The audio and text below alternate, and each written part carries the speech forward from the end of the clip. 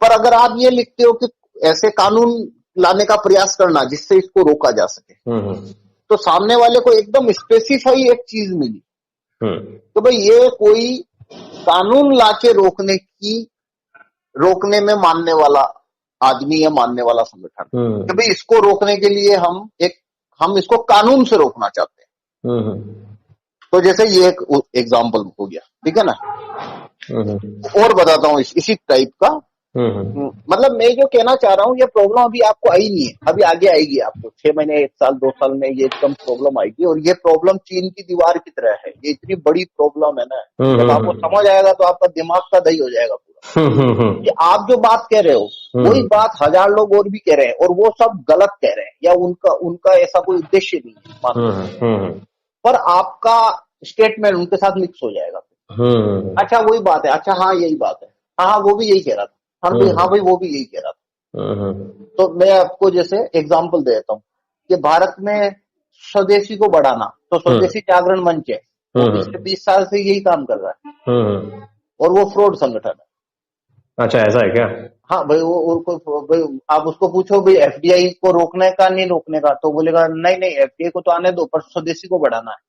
तो भाई अब एफडीआई आने देगा तो कोका कोला को आने देगा, तो मेरे को तू समझा गोल्ड पेट्रोलियम का और थम्स अप की औकात है रुकने की। अच्छा, तो ये कोई एजेंट संस्था है क्या, फंडेड, फॉरेन फंडेड?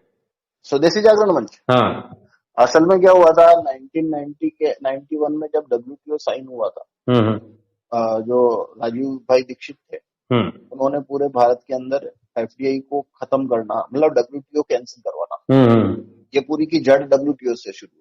तो WTO को कैंसिल करवाना को मूवमेंट शुरू करी थी। तो मैंने राजीव दीक्षित जी को उस समय सुना था 92 में पहली बार, 1992 में, जब वो ये पूरे देश के अंदर घूम घूम के नागरिकों को संबोधित कर रहे थे। और उनका टारगेट था 15 से 20 साल में पूरे भारत के लोगों में इसको लेके एक मूवमेंट खड़ी कर देने वाले। तो बहुत तेजी से लोग उधर जाना शुरू हुए राजीव दीक्षित जी की तरफ, क्योंकि वो जो बात कर रहे थे वो बहुत जबरदस्त थी कि भाई ये पूरा देश खत्म हो जाने वाला है। तो उस समय क्या हुआ था कि जो बीजेपी थी उनका एक आदमी था यशवंत सिन्हा, वो यशवंत सिन्हा बाद में फाइनेंस मिनिस्टर बना वो, पर वो यशवंत, अब उन्होंने देखा कि ये स्वदेशी में मानने वाले जितने भी कार्यकर्ता है ना, वो सब बहुत तेजी से राजीव भाई की तरफ जा रहे हैं, और अगर इनकी ग्रोथ बढ़ती गई तो ये पूरा मामला अटक जाने वाला है, WTO कैंसिल भी हो सकता है, तो एफडीआई रुक सकती है शायद। तो उन्होंने क्या किया बाद में, तो बीजेपी ने अपना एक नया संगठन बनाया 1994-95 में, और उसका 97 में, और उसका जो फाउंडर था वो था यशवंत सिन्हा। यशवंत सिन्हा जो था ये था IAS रहा हुआ था, ये वित्त विभाग में सेक्रेटरीट में था ये। तो बाद में ये पॉलिटिक्स में आया और इसको फंडिंग हुई, और फिर बहुत बड़े पैमाने पे पूरे भारत में मीडिया में कवरेज आने लगा स्वदेशी जागरण मंच, मतलब हम स्वदेशी जागरण कर रहे हैं, स्वदेशी जागरण कर रहे हैं। अब देखो, अब बारीक लाइन जो मैं आपको कहना चाहता हूँ वो यहाँ आएगी। राजीव भाई बोल रहे थे WTO कैंसिल करो, मतलब WTO छोड़ दो, वर्ल्ड ट्रेड ऑर्गेनाइजेशन, मतलब WTO एग्रीमेंट से भारत बाहर निकले। उनके हर वाक्य, हर स्पीच यहीं से शुरू होती है, यहीं खत्म कर देते। अब स्वदेशी जागरण मंच आया, इसने बोला स्वदेशी बचाना है, इसके बारे में हमको जागरूकता फैलानी है।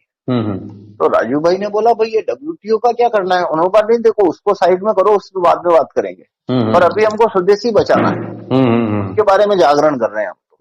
तो फिर इनको पैसा आने लगा और इन्होंने बड़े पैमाने पे बहुत सारे स्वदेशी के कार्यकर्ताओं को मीडिया कवरेज की वजह से अपने साथ चिपका लिया। अगर ये स्वदेशी जागरण मंच नहीं आता तो 2004-05 तक राजीव भाई इतनी बड़ी मूवमेंट खड़ी कर चुके होते, ये पूरा सर्कस रुक सकता है। तो स्वदेशी जागरण मंच जब आया तो इसने लोगों को चिपका के टाइम पास करना शुरू किया। तो ये क्या करता था, काम की बात को साइड में करना है। काम की बात क्या थी कि विदेशी कंपनी को एफडीआई के थ्रू आने से रोकना है, तो एफडीआई बंद कर, एफडीआई कैंसिल कर।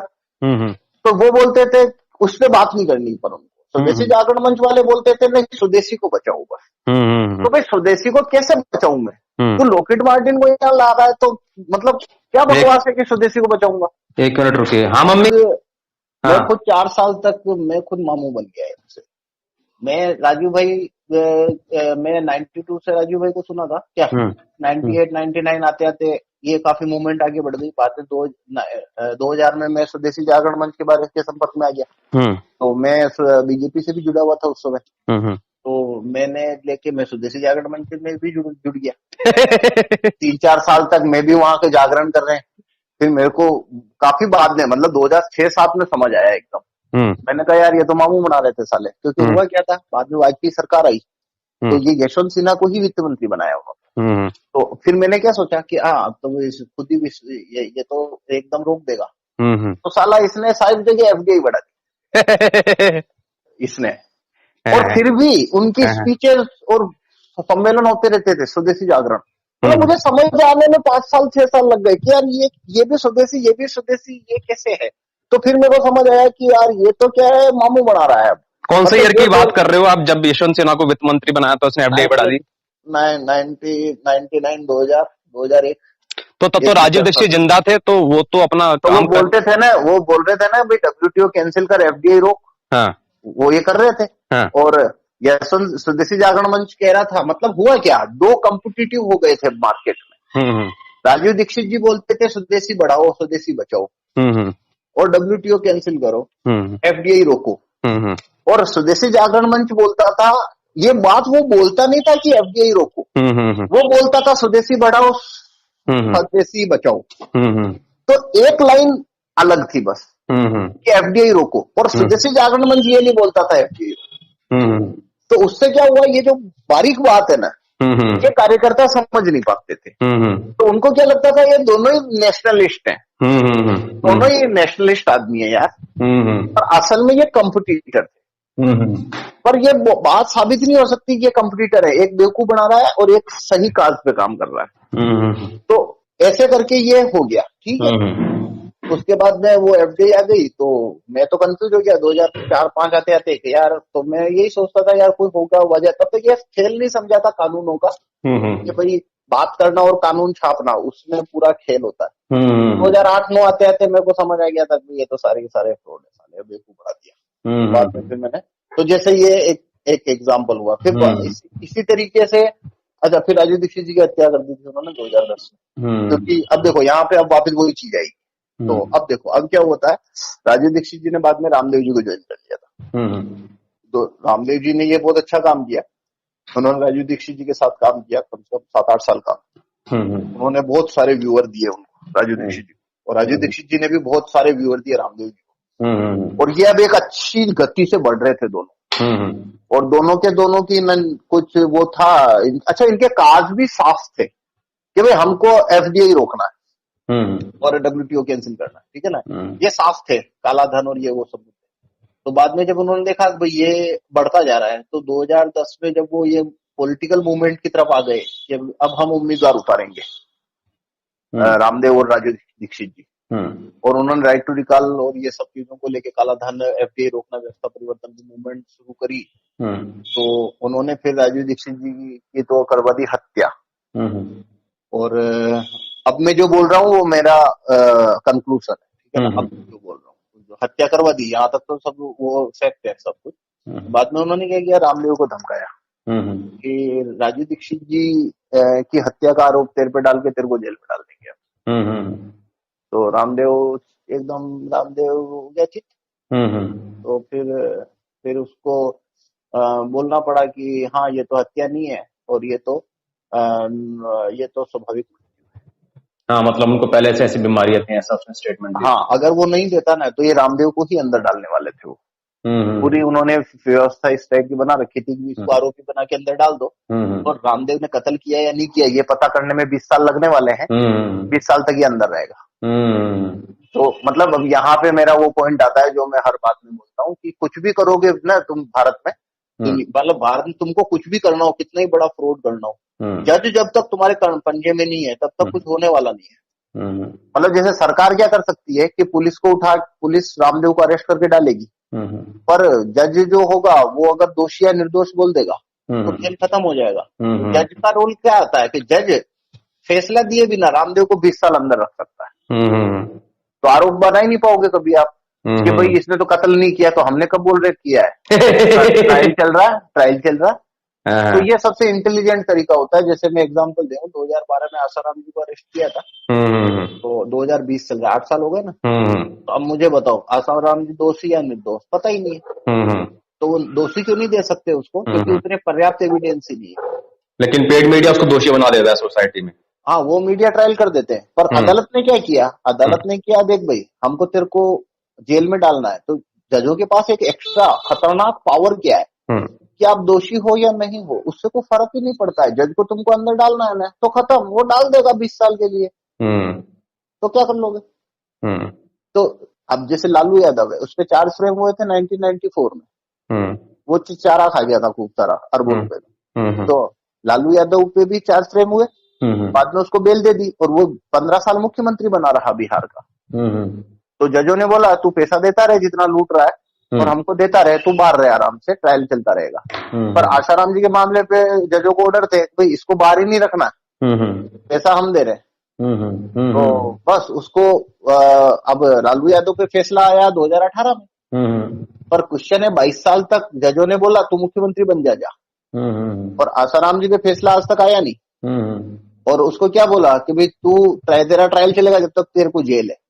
अब आदमी क्या बेवकूफी की सीमा देखो, लोग बहस क्या करते हैं कि भाई ये दोषी है निर्दोष है। अरे भाई कौन सा दोषी निर्दोष, सजा हो गई रे भाई, 2012 में जज ने 8 साल तो सजा दे चुका उसको। वो दोषी निर्दोष का क्या उखाड़ लोगे अब तुम। तो उस समय क्या हुआ कि रामदेव को धमकाया इन्होंने कि भाई देख तू मान जा या तो, और या फिर तेरे को उठा के अंदर डाल देंगे। तो फिर रामदेव ने इस टाइप की बयानबाजी करना शुरू किया कि भाई देखो ये तो स्वाभाविक मर गए साहब। और बाद में फिर रामदेव को बोला हाँ भाई अब तेरे को क्या करना है। तो बाद में फिर ये पतंजलि जो है इस नाम से ट्रस्ट बना के, और फिर ये कंपनी शुरू हुई।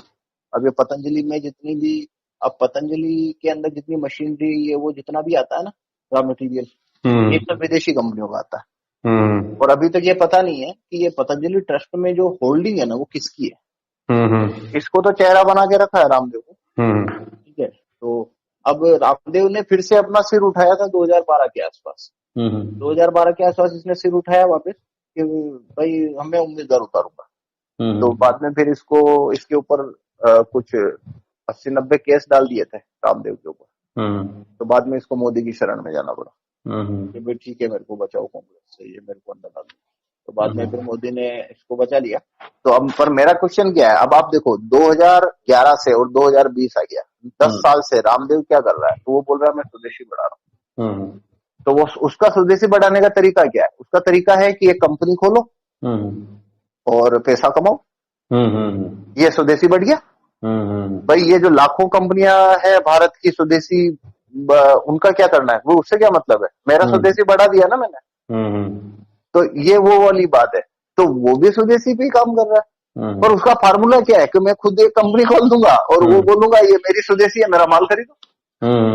तो ऐसे करके ये जो स्वदेशी बढ़ाने को लेके जैसे मैंने बताया, तो अब आप वो हेडर देखोगे तो सबके स्टेटमेंट सेम होते हैं, स्वदेशी बढ़ाओ स्वदेशी बढ़ाओ स्वदेशी बढ़ाओ।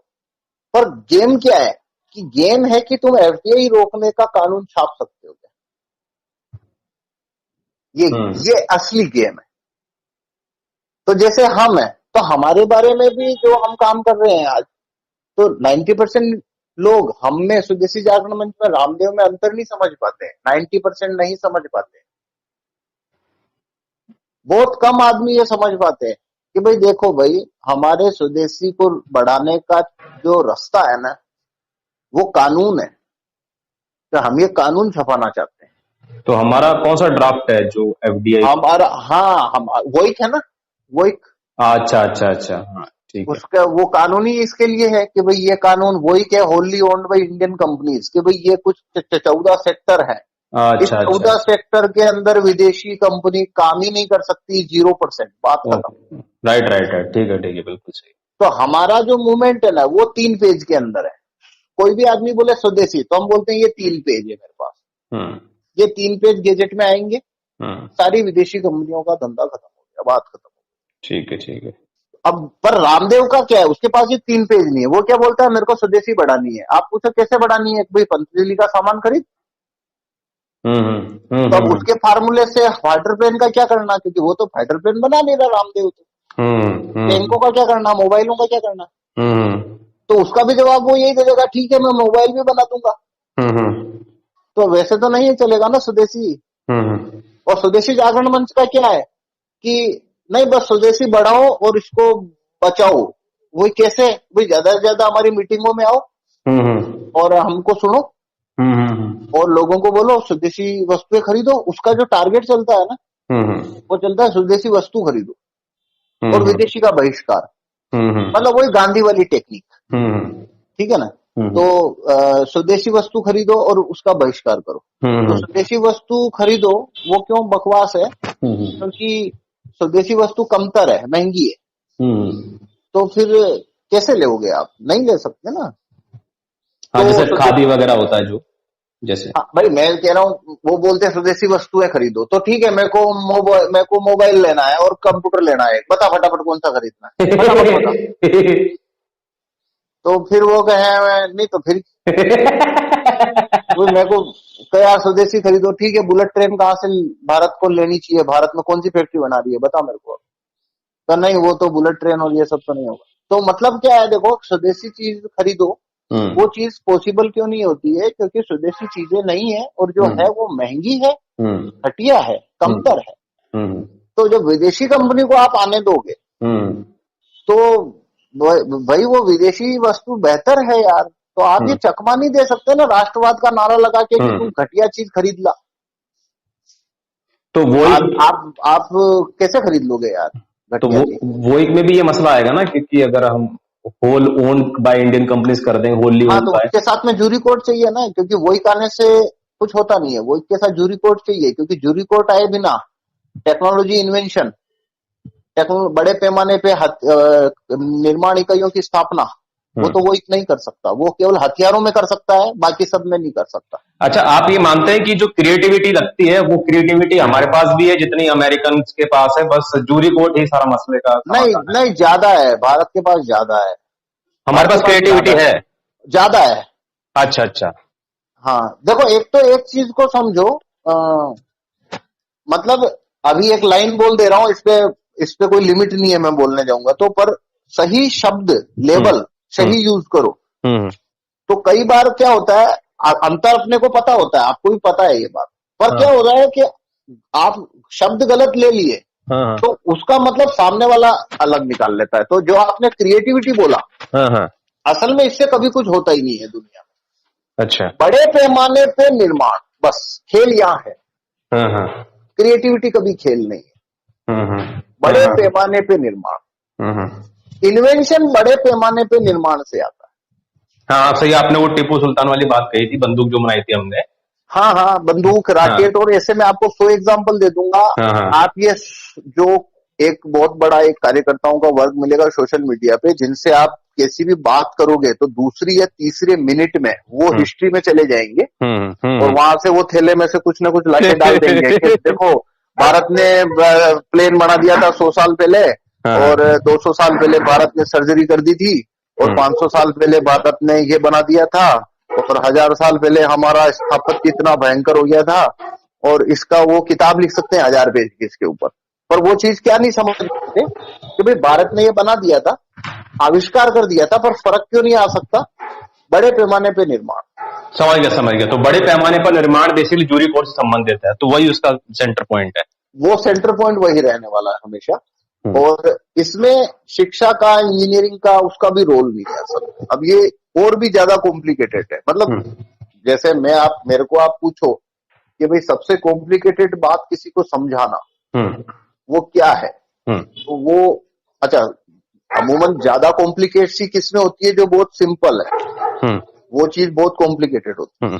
तो मैं आपको बोलूंगा कि जूरी सिस्टम, मेरी अदालत आने से कंट्री में तकनीकी विकास बहुत भयंकर ढंग से होता है, इतना भयंकर होगा, शूट अप हो जाता है।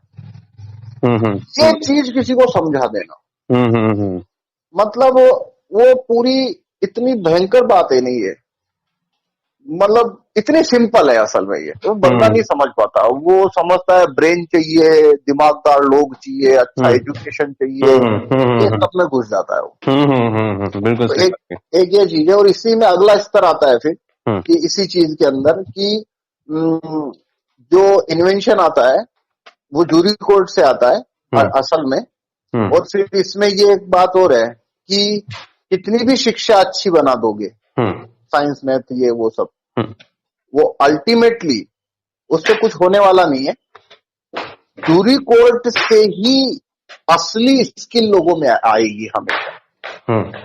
अगर किसी देश में आपने बहुत इंटेलिजेंट साइंस मैथ दे दी और जूरी सिस्टम वीक कर दो या जज सिस्टम डाल दो, खत्म है, कंट्री तबाह है। और किसी देश में एक साइंस मैथ की किताबें जला दो सारी कि कोई आदमी साइंस मैथ नहीं पढ़ेगा, और जूरी सिस्टम डाल दो, खत्म, बस वो कंट्री शूटअप है, बच नहीं सकती। मतलब मैं आपको इसका रियल एग्जांपल दे दूं तो आप खुद ही देख लो ना, 1250-1300 के अंदर ब्रिटेन में जूरी सिस्टम आया, तो उस समय वहां साइंस मैथ था क्या? नहीं था।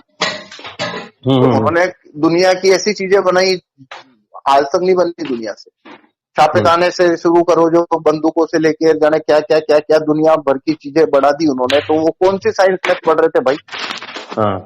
तो इसमें ये है, तो सेंटर पॉइंट वही रहेगा कि वही कानून आने से नहीं होगा, साथ में जूरी कोर्ट लाना पड़ेगा। तो हमने ये जो रामदेव हुआ, तो वो क्या बोलता, वो उसका जो स्वदेशी का तरीका है ना, उसमें कानून नहीं आ रहा है। स्वदेशी जागरण मंच है, उसके रास्ते में कानून नहीं आ रहा। तो इनके बहुत सारे कार्यकर्ता हैं भारत भर में। वो कार्यकर्ता जब आपकी बात को पढ़ते हैं ना, तो वो बात वो 20 साल से लोगों को बोल रहा है और खुद भी सुन रहा है। तो वो देखता है कि अच्छा भाई आपका भी कुछ इसी टाइप का कोई कंसेप्ट है यार। ठीक है समझ गया। इसलिए ये अपना जो मेन पॉइंट है ना, उसको स्पेसिफाई कर दो हमेशा कि भाई इस बात को कहने वाले लोगों में और आप में एक फर्क क्या आ रहा है, और उसको या तो बोल्ड कर दो या अंडरलाइन मार दो। जैसे आप अपना जो पेम्पलेट देखोगे उसमें कहीं कहीं आपको बोल्डिंग या अंडरलाइन मिलेगी हमेशा, कि भाई अंडरलाइन मतलब इस पे ध्यान दो भाई, हमारा मेन, हम यहाँ पे स्वदेशी वालों से अलग है।